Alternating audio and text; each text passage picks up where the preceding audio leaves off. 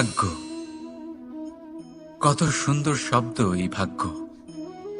কিন্তু যতটা সুন্দর ঠিক ততটাই রহস্যময় এই শব্দ। কখন কি হবে কেউ জানে না। লোকে বলে যে ভাগ্যে যা লেখা আছে তার চেয়ে বেশি কিছুই পাওয়া যায় না, তার চেয়ে কমও কিছুই পাওয়া যায় না। নিয়তির যা রচনা তা কখনো মোছা যায় না। কিন্তু কেউ এইটা বোঝে না যে নিয়তি আপনার কর্মের দ্বারা বদলায়।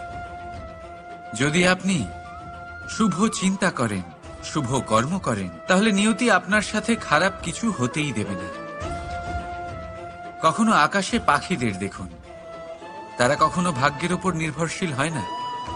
যতই ঝড় আসুক, যতই তীব্র হাওয়া দিক, ঘুরতে থাকে, একটা জিনিস জড়ো করে নিজের সৌভাগ্য, নিজের বাসা নিজেই তৈরি করে। নিজের সন্তানের জন্ম দেয়, তাকে লালন পালন করে, নিজেই তাকে উড়তে শেখায়, কখনোই ভাগ্যের উপরে নির্ভরশীল হয় না সে। এই বিষয়টা আমাদেরও শিখতে হবে। তাই মনে রাখবেন, আপনার ভাগ্য নিয়তির লিখন নয়। আপনার ভাগ্য তাই যেটা আপনি দিনের পর দিন আপনি নিজেই লেখেন। কিছু নিজে পরিশ্রম করে, কিছু নিজের ভাবনার জোরে। রাধা রাধা।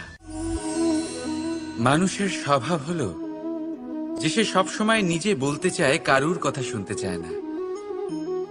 কিন্তু তার এই স্বভাব তাকে এক বিশাল বড় জ্ঞানের থেকে দূরে সরিয়ে রাখে, সামনের মানুষের ব্যক্তিত্বের জ্ঞানের থেকে দূরে। তাই যদি আপনি কাউকে চিনতে চান, কাউকে বুঝতে চান, তাকে থামাবেন না, শুধু বলতে দিন। কারণ একজন ব্যক্তির ব্যক্তিত্ব লুকিয়ে থাকে তার কথার মধ্যে, আর তার আসল পরিচয় লুকিয়ে থাকে তার শব্দের পেছনে। বলতে দিন, আস্তে আস্তে আপনি সব বুঝতে পারবেন। এটাই তফাৎ হলো একজন সাধারণ মানব আর একজন মহামানবের মধ্যে। এক যে কাউকে বলতে দেয় না, আর এক যে সবার কথা শুনে। তাহলে সিদ্ধান্ত আপনার, আপনি কি সাধারণ হতে চান না অসাধারণ? কারণ এই ভবিষ্যৎ আপনার। রাধা রাধা। ধৈর্য। এই ধৈর্য কি কোনো গুণ, কোনো অনুভূতি, কোনো দৃষ্টিভঙ্গি? আমার জন্য ধৈর্য এক বাহন। আপনি হয়তো ভাবছেন, এই কেমন বাহন? বাহন তো ঘোড়া হতে পারে, হাতি হতে পারে, উটও হতে পারে, কিন্তু ধৈর্যকে বাহন বানানো মানে? চলুন আপনাকে একটা কথা বোঝাই। পৃথিবীতে এমন কোনো বাহন নেই যে তার আরোহীকে আছড়ে ফেলেনি। সেটা উট হোক বা হাতি হোক বা ঘোড়া হোক, চলতে চলতে কখনো নড়বড় করেই বসে। তারপর সেই আরোহী পড়ে কারোর পায়, তারপর পড়ে তার নিজের নজরে। কিন্তু ধৈর্যরূপী বাহন কখনো কাউকে ফেলে না, কখনো না। না সেই আরোহী কারোর পায়ে পড়ে, আর না তো নিজের নজরে। কারণ ধৈর্য আপনাকে বিবেক প্রদান করে, বিবেক আপনাকে পরিকল্পনায় সাহায্য করে, আর পরিকল্পনা প্রদান করে আপনাকে শক্তি, আপনার লক্ষ্যের দিকে অগ্রসর হওয়ার। বুঝলেন? ধৈর্যকে সঙ্গে রাখুন, নিজেকে আরো ধৈর্যশীল করে তুলুন। এই ধৈর্যের সাহায্যে আরোহণ করে দেখুন কিভাবে এই বাহন আপনাকে আপনার গন্তব্যে পৌঁছে দেবে। রাধা রাধা। ভাগ্য আর কর্ম, এই দুই এমন শব্দ যাকে ঘিরে সমগ্র সংসার। কেউ বলে আমার ভাগ্যে এটা ছিল না, যা পেলে আমার জীবন অন্যরকম হতো। কেউ বলে আমার গত জন্মের কর্ম নিশ্চয়ই এমন ছিল, যে কারণে এই জন্মে এরকম ভাগ্য পেয়েছি আমি। এসব বাদ দিন আর একবার শান্ত চিত্তে ভাবুন। আপনি বুঝতে পারবেন যে ভাগ্য আর কর্ম এই দুই এই জন্মের। তফাৎ শুধুমাত্র এটাই যে যদি ভাগ্যের কথা বলা হয়, তাহলে আপনি এই ভাগ্যের থেকে যত বেশি আশা করবেন তত বেশি নিরাশ হবেন আপনি। কারণ এই আশা আপনাকে কর্ম করা থেকে আটকায়।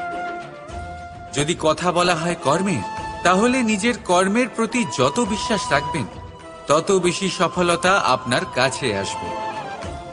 তাই একটা কথা মনে রাখবেন, ভাগ্য আপনার কর্ম নির্ধারণ করে না, কিন্তু আপনার কর্ম আপনার ভাগ্যকে অবশ্যই নির্ধারণ করে। রাধা রাধা। এই সংসারে আলোর উৎস কি? সূর্য। এই সংসারে মিষ্টি জলের উৎস কি? নদী। এই সংসারে উচ্চতার প্রতীক কি হয়? হিমালয় পর্বত।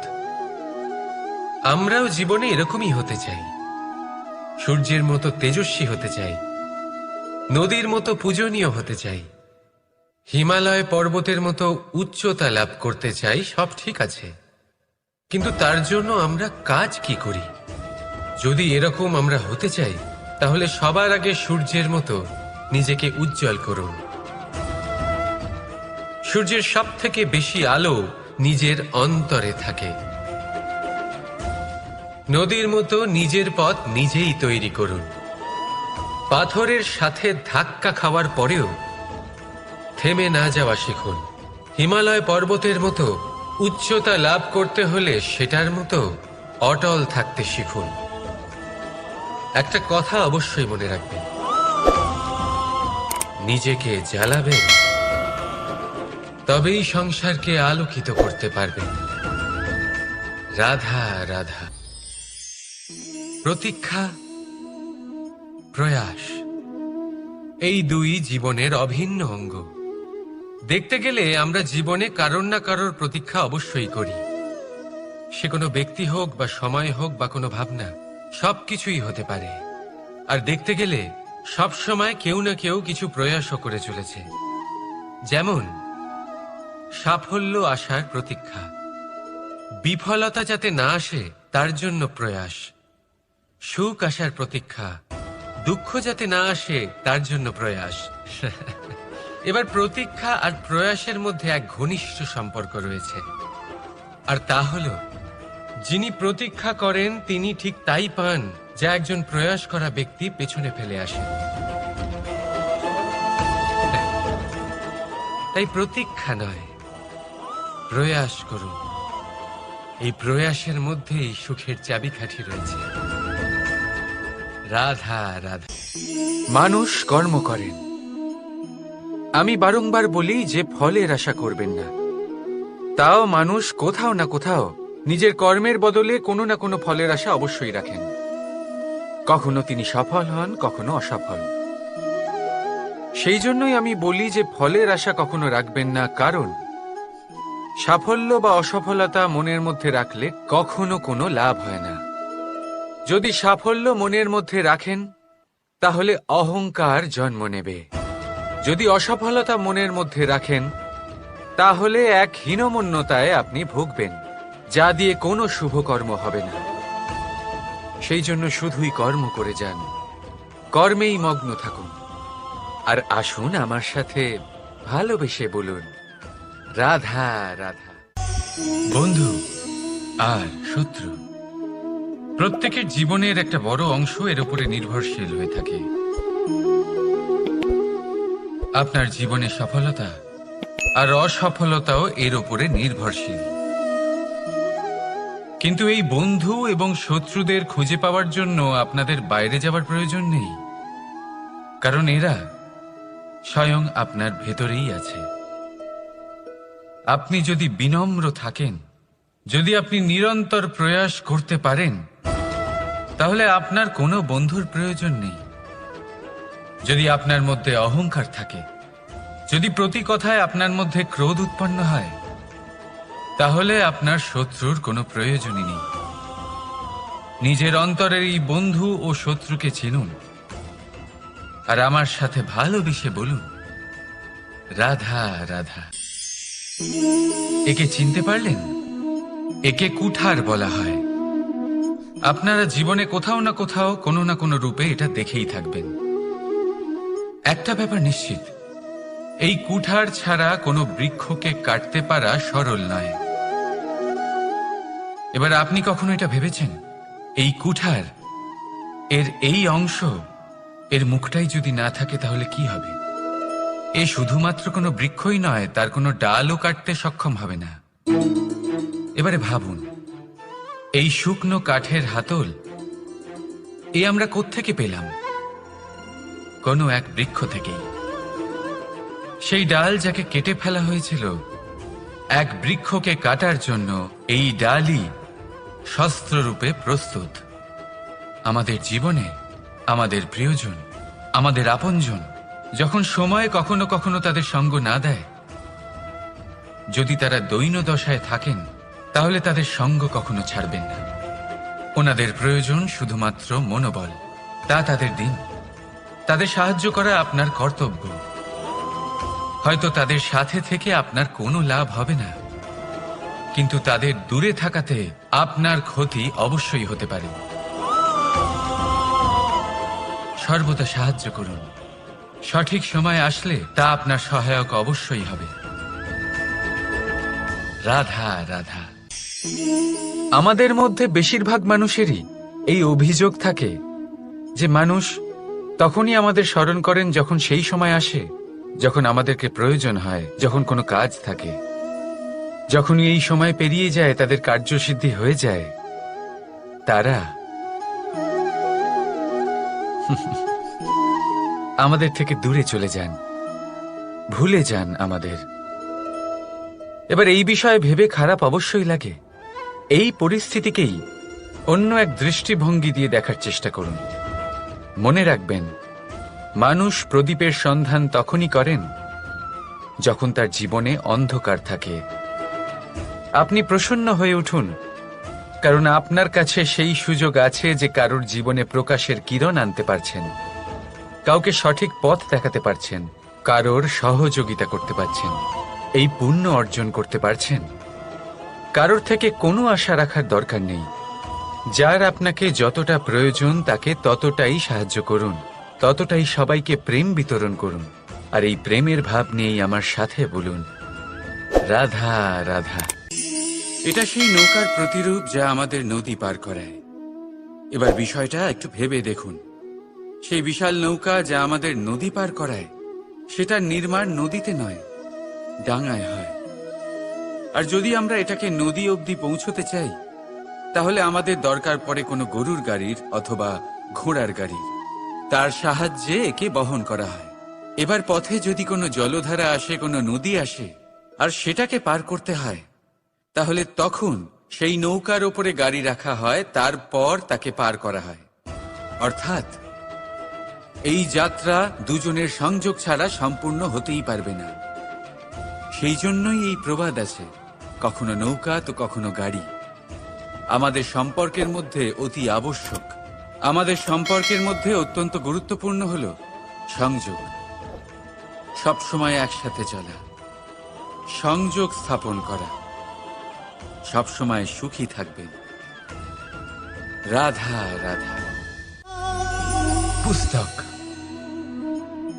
পুস্তক থেকে আমরা কি না শিখতে পারি। জ্ঞান হোক, বিজ্ঞান হোক, ইতিহাস হোক, সব শিখতে পারি। কথায় আছে, একটা ভালো পুস্তক, একটা ভালো গ্রন্থ পাওয়া তা 100 ভালো বন্ধু পাওয়ার সমান। কিন্তু যদি একটা ভালো বন্ধু পাওয়া যায়, তাহলে তা গোটা গ্রন্থাগারের সমতুল্য। সে আপনাকে কর্মের বিষয় জ্ঞান দেয়, সাফল্যের রসায়ন শিক্ষা দেয়। সে আপনাকে ইতিহাসে অমর করে রাখবে। শুধু তাই নয়, সে আপনাকে শুধু পথই দেখাবে না, সেই পথে আপনার সাথে সঙ্গী হয়ে চলবে সে। সেই জন্য জীবনে যদি কোনো ভালো বন্ধুকে পাশে পান, তাহলে তাকে আপন করে রাখবেন, তাকে সামলে রাখবেন। জীবন সহজ হয়ে যাবে। রাধা রাধা। বর্ষা ঋতু শুরু হলেই পাখিদের মধ্যে চাঞ্চল্য বেড়ে যায়। আর সেটা হবে নাই বা কেন? বাসা ভেঙে যায়, বৃক্ষ ভেঙে পড়ে। প্রত্যেক পাখি তার থাকার জন্য একটা নতুন জায়গার, একটা ছায়ার, একটা ছাদের খোঁজে থাকে। শুধু একটা পাখি এসব কিছুই করে না। না তো তার এসব সমস্যা নিয়ে কোনো চিন্তা থাকে, না কোনো দরকার পড়ে। আর সেই পাখি হলো বাজ। সেই সব সমস্ত ছোটখাটো সমস্যার থেকে অনেক দূরে ওপরে উড়ে বেড়ায়, মেঘের থেকেও অনেক উঁচুতে। তাই এই সব ছোটখাটো সমস্যা যা আপনার জীবনে এসে থাকে, এই সব নিজের চারপাশকে ঘিরতে দেবেন না। নিজের চিন্তা ভাবনাকে অনেক উঁচুতে রাখুন। আপনার সমস্ত সমস্যা নিজে থেকেই নিচে চলে আসবে। রাধা রাধা। আপনি কখনো কোনো ইঁদুর দেখেছেন? তার সবসময় কিছু না কিছু চাই, ঠোকরাতে থাকে সারা দিন সারা রাত। কখনো আপনার রান্নাঘর থেকে কিছু নেবে, তো কখনো ভাড়ার ঘর থেকে কিছু নেবে। কখনো আপনার জামা ছিঁড়বে, কিছু তুলে নিজের গর্তে নিয়ে চলে যাবে। কিন্তু আপনি দেখুন, সে কখনোই সন্তুষ্ট হয় না, ওর পেট কখনোই ভরে না। ঠিক তারই বিপরীত হলো নদী। কারোর থেকে কিছুই নেয় না, শুধুই দান করে। নিজের জল এই প্রকৃতিকে বিলিয়ে দেয়, এই ধরাকে ভিজিয়ে বয়ে চলে, এই প্রকৃতিকে একটা নতুন জন্ম দেয়। আর এই নদী যে সব সময় শুধুমাত্র দান করে, আপনি দেখবেন এই নদী কখনোই খালি হয়ে যায় না। এটা থেকে আপনি কি শিখলেন? যে সব সময় ছিনিয়ে খায়, সে সব সময় অভুক্তই থাকে। যে ব্যক্তি সব সময় সবাইকে দান করে, তাকে এই ক্ষুধা কখনোই জ্বালায় না। যে ইঁদুর যে সবসময় ছিনিয়ে খায়, একলা হয়ে যায়, তার শত্রু তৈরি হয়। সেখানেই নদী যে সব সময় সবাইকে দান করে, তাকে মানুষ মা ভেবে তার পুজো করে। তাই ছিনিয়ে নয়, দান করাতে বিশ্বাস রাখুন। আর আসুন আমার সাথে ভালোবেসে বলুন, রাধা রাধা। কোনো ব্যক্তির ব্যক্তিত্ব কিভাবে তৈরি হয়? আপনার কি মনে হয় যে ব্যক্তি জন্ম থেকে তার স্বভাব নিয়ে জন্মায়? নাকি আপনার মনে হয় যে এই প্রকৃতি ব্যক্তির জন্য তার নিয়তি রচনা করে? না, এরকম একেবারেই হয় না। আমি আপনাকে বোঝাচ্ছি। যখনই বৃষ্টি পড়ে কোনো বিন্দুর দিকে দেখবেন। এবার এই বিন্দু যেখানে পড়ছে তার উপরে নির্ভর করছে তারপর কি হবে। যদি এই বিন্দু পড়ে কোনো ক্ষেতের ওপরে, তাহলে কোনো নতুন ফসলের জন্ম দেবে। যদি সে গরম কড়াইতে পড়ে, তাহলে বাষ্পীত হবে। যদি সে কোনো সাপের মুখের ভেতরে পড়ে, তাহলে বিষ তৈরি হবে। ঝিনুকের ভেতরে পড়লে মুক্ত তৈরি হবে। যদি কোনো পাতার ওপরে পড়ে, তাহলে শিশির তৈরি হবে। একই বিন্দু, কিন্তু তার সঙ্গত তার ভবিষ্যৎ এবং ব্যক্তিত্ব নির্ধারণ করবে। এবার এটা তো শুধুমাত্র এক বিন্দু, তার কাজ হলো শুধুমাত্র পড়া। কোথায় সেটা সেও নির্ধারণ করতে পারে না। কিন্তু আপনি হলেন মানুষ। আপনি বাছাই করতে পারবেন যে আপনার সঙ্গী কারা হবে, কাদের সাথে আপনি মেলামেশা করে বড় হবেন। তাই তা ভালোভাবে করুন, কারণ এই নির্বাচন আপনার হাতে। কারণ এই জীবন আপনার, ভবিষ্যৎ আপনার। এবার আপনি মহান হতে চান কি না, তার নির্ণয় আপনাকেই করতে হবে। আসুন আমার সাথে ভালোবেসে বলুন, রাধা রাধা। সুরক্ষা প্রত্যেক ব্যক্তির জন্য গুরুত্বপূর্ণ, কিন্তু এটাই মানুষের সবথেকে বড় শত্রু। কিভাবে? ভেবে দেখুন। একজন মানুষ যখন একটা সুরক্ষিত পরিবেশে থাকে, তখন তার মধ্যে আলস্য চলে আসে। সে জানে যে আমাকে না ভবিষ্যতের জন্য কিছু করতে হবে, আর না আজকের জন্য কিছু করতে হবে, শুধুই জীবন যাপন করতে হবে।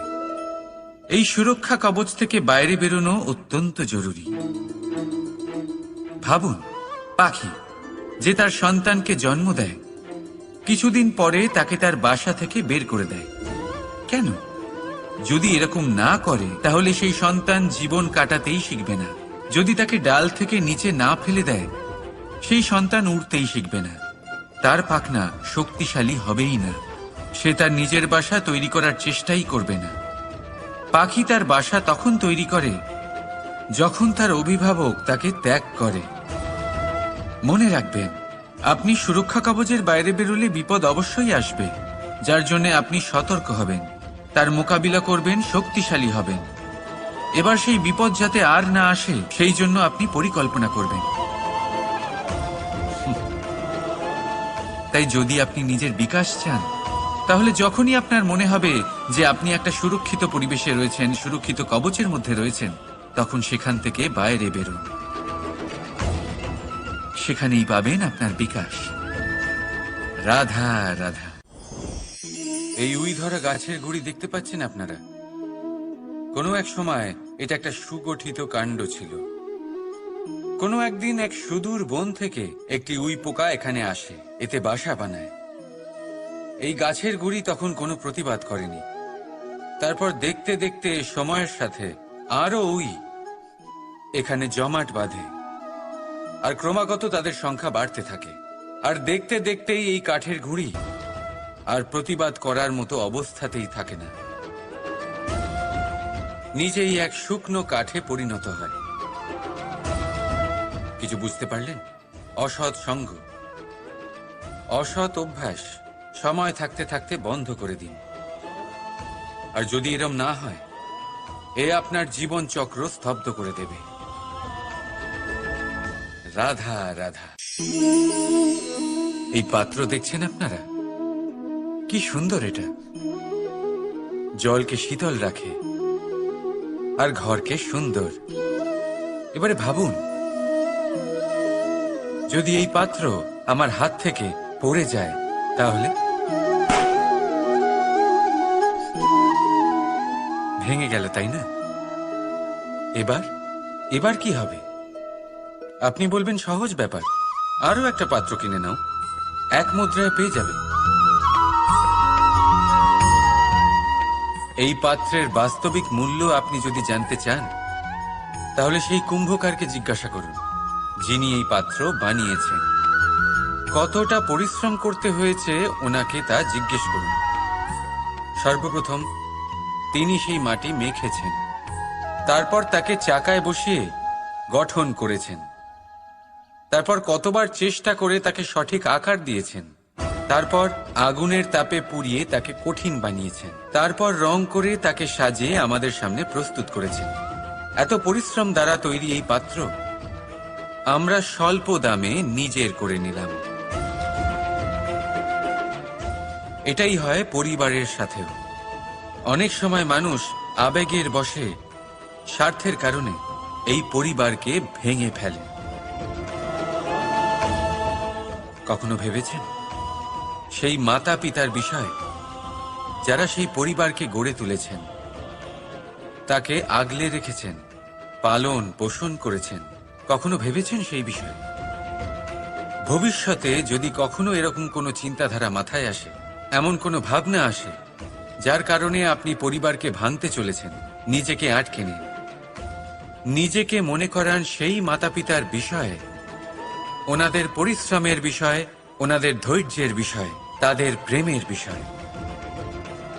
আপনার আশা, আবেগ, আপনার স্বার্থসিদ্ধি, এই সব কিছু তার সামনে খুবই ছোট মনে হবে। রাধা রাধা।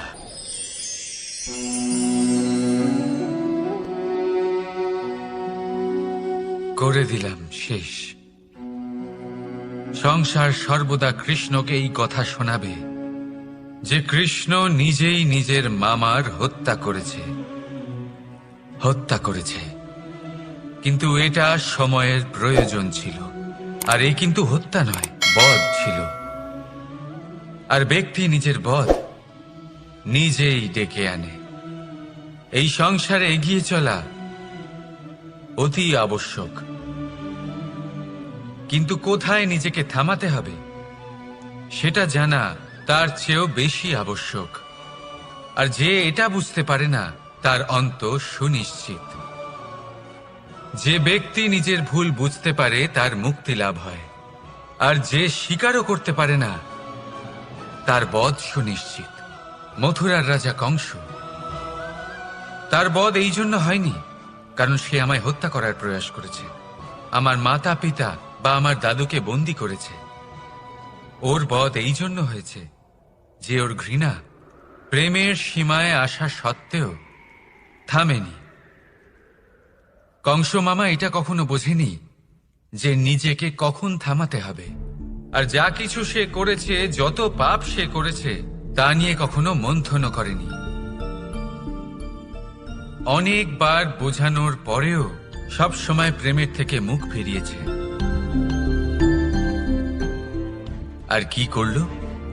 শুধুই ঘৃণার দ্বারা এই ভালোবাসার ক্ষতি করার চেষ্টা করল।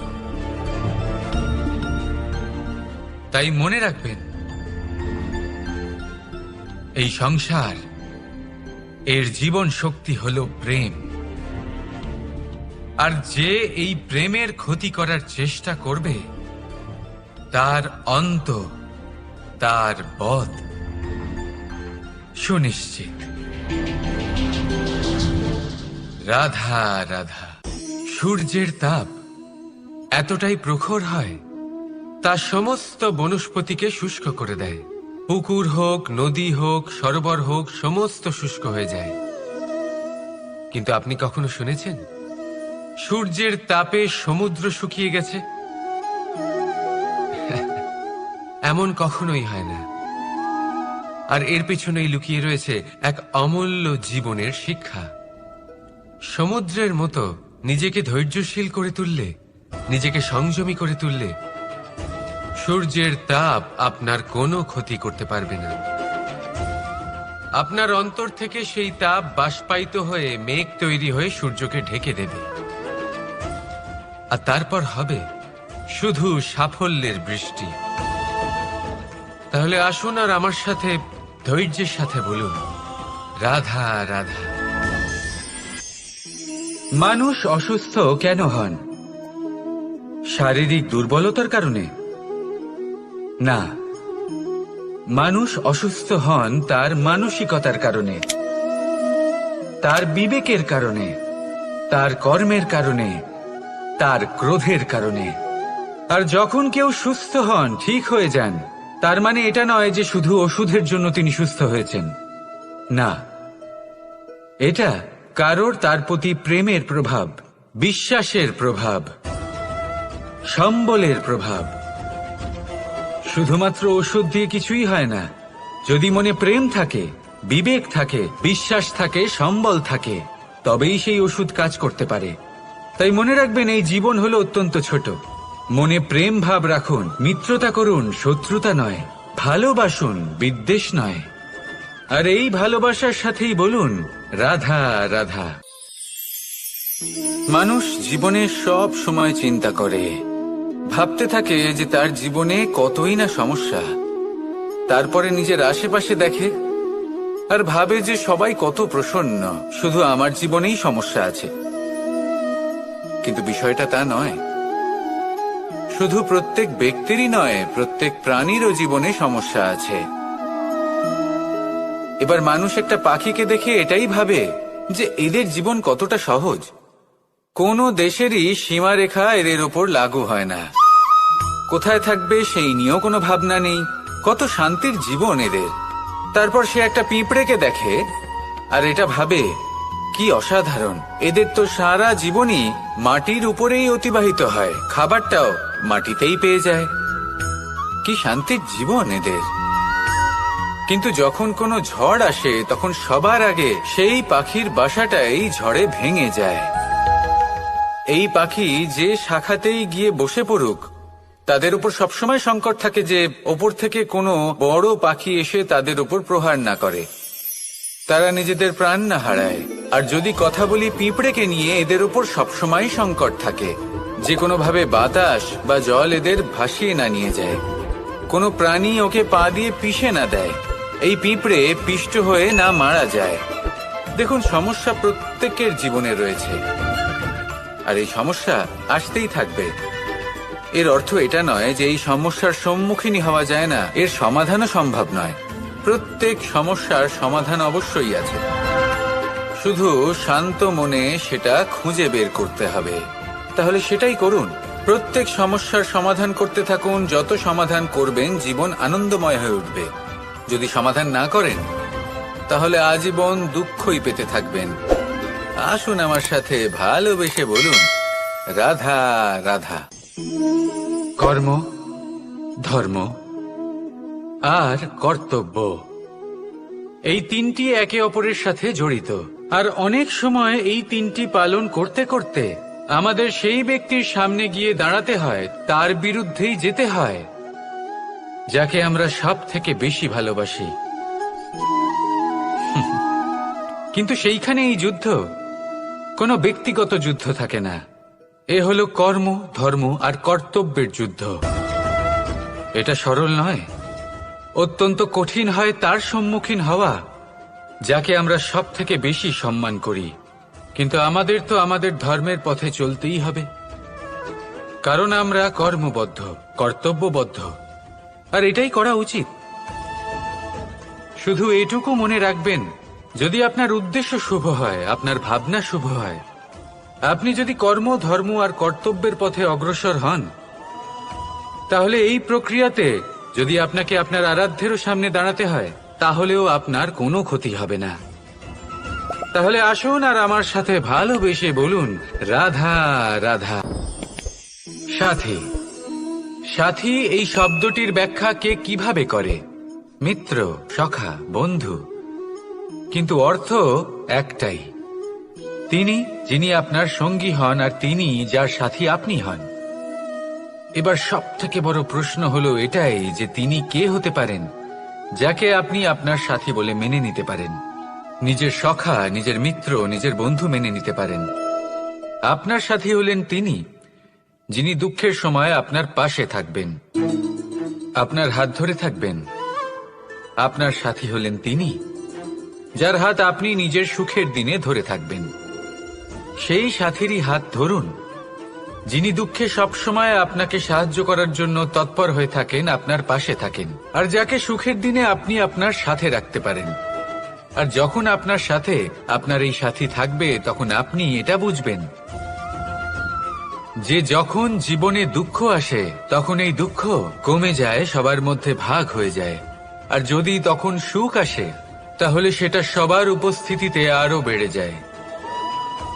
এটাই হলো প্রেম, এটাই হলো ভালোবাসা, এটাই হলো সঙ্গ, যেমন সম্পর্ক আমার আর রাধার মাঝে।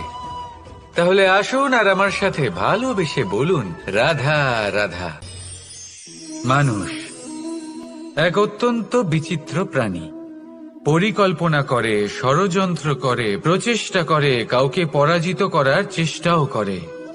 সাপকে একটা দড়ি মনে করে হাতে চেপে ধরার চেষ্টা করে, কিন্তু একটা কথা বুঝতেই পারে না, সময়ের এই সাপ, এটা হাতে চেপে ধরাই যায় না।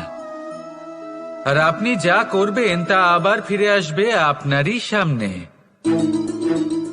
দেখুন, এতে কিছুই যায় আসে না যে আপনি কুম্ভকারের পুত্র নাকি কৃষ্ণের পুত্র। যদি আপনি অনুচিত কর্ম করেন, তাহলে আপনার সাথেও অনুচিতই হবে। অশুভ কর্ম করলে আপনার সাথেও অশুভই হবে। কুরু বংশ অত্যন্ত মহান বংশ ছিল। এই কুরু বংশ কি হলো তার সাথে? একটা গোটা বংশ বয়ে গেল, কারণ ওনাদের উদ্দেশ্য অশুভ ছিল। অন্যদিকে 5 জন বনবাসী পাণ্ডব মহাভারত বিজয়ী হলেন, কারণ তাদের উদ্দেশ্য শুভ ছিল। তাই মনে রাখবেন, শুভ অগ্নি প্রজ্বলিত করবেন, শুভ তাপ সঞ্চার হবে। অশুভ অগ্নি প্রজ্বলিত করবেন, নরকেই জ্বলতে হবে।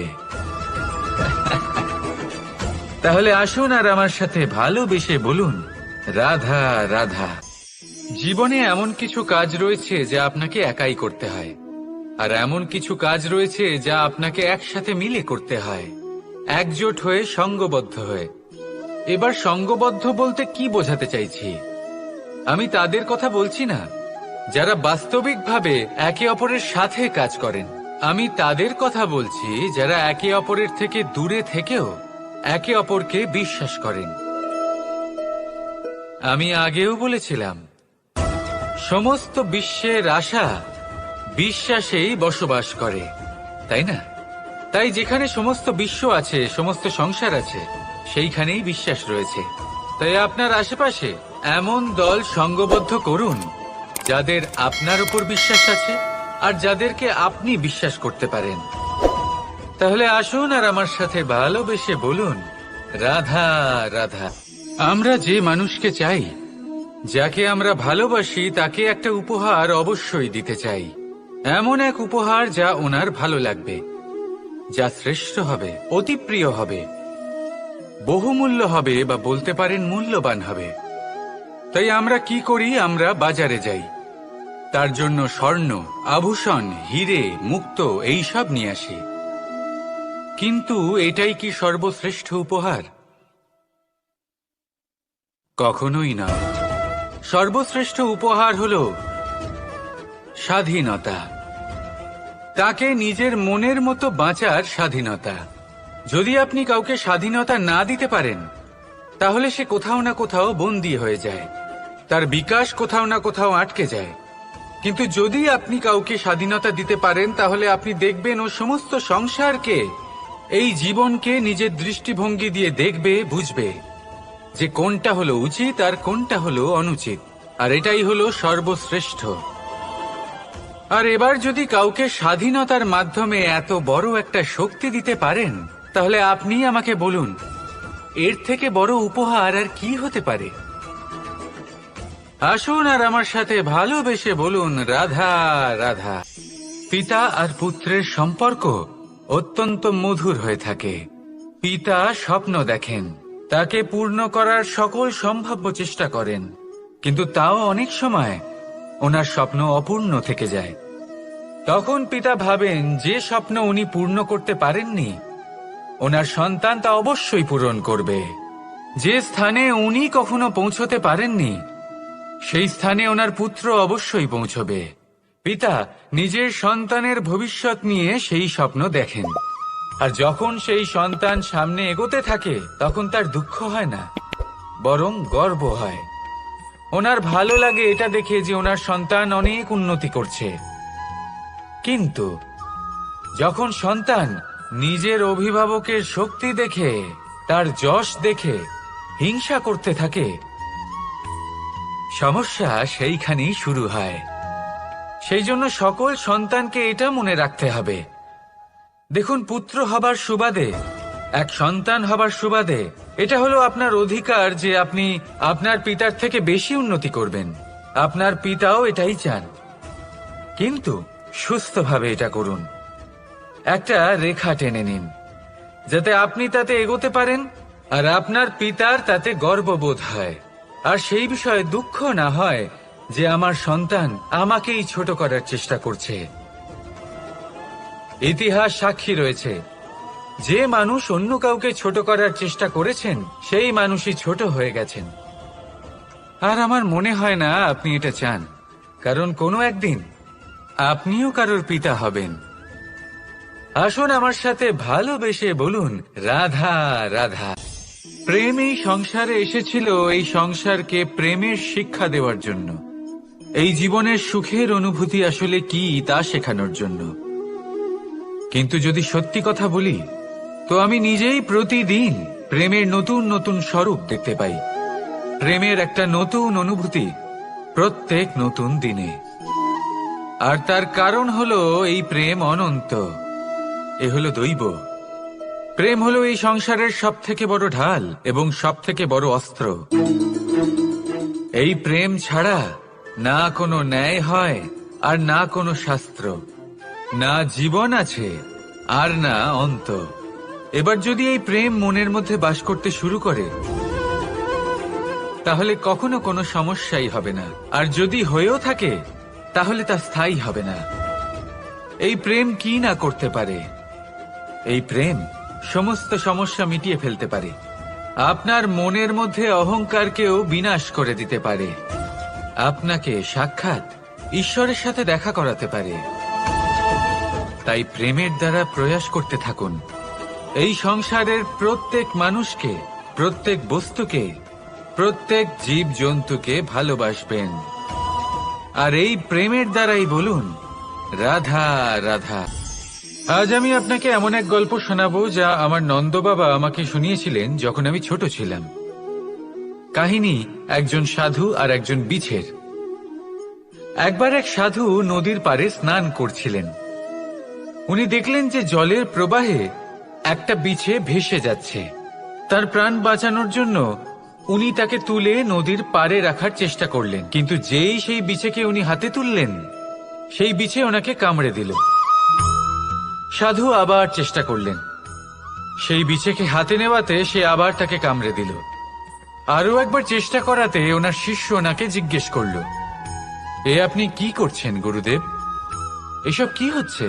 আপনি তারই প্রাণ বাঁচানোর চেষ্টা করছেন যে আপনাকে কামড়ে দিচ্ছে। গুরুদেব উত্তর দিলেন যে ও বিছে হয়েই নিজের কর্ম করছে, নিজের প্রবৃত্তি, নিজের ব্যবহার বদলাচ্ছে না। তাহলে আমি সাধু হয়ে তা কেন বদলাবো? এর তাৎপর্য হলো সরল, যে সংসারে কিছু মানুষ আছেন যারা হয়তো খারাপ, দুষ্ট প্রকৃতির, আর হয়তো তারা কখনোই বদলাবেন না, কখনোই কোনো পরিবর্তন আসবে না। কিন্তু তার মানে এই নয় যে আমরা আমাদের কর্ম করা ছেড়ে দিই, আমরা আমাদের প্রচেষ্টা ছেড়ে দেব। আগে না, আমাদের তো করতেই হবে, কারণ ইতিহাস সাক্ষী আছে যে এই চেষ্টা এই সংসারের ধারাকেও বদলে দিতে পারে।